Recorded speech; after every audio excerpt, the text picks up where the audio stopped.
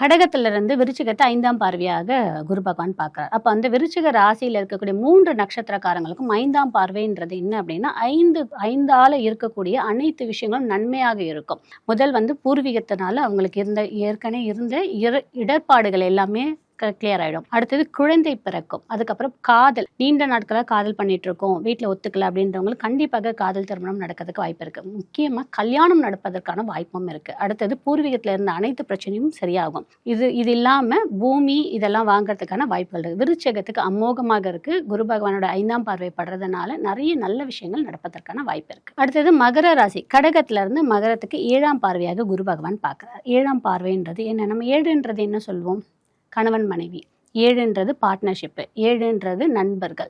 7 சார்ந்த அனைத்து விஷயங்களும் இந்த கடகத்திலேருந்து குரு மகரத்தை பார்க்கும்போது மகர ராசியில் இருக்கக்கூடிய அந்த 3 நட்சத்திரக்காரங்களுக்கும் எதெல்லாம் இடையூறாக இருந்துச்சு. நம்ம மகர ராசிக்கு ஏற்கனவே சனி பகவானுடைய தாக்கத்திலேருந்து இப்போ தான் விடுதலை ரிலீஃப் ஆயிருக்காங்க.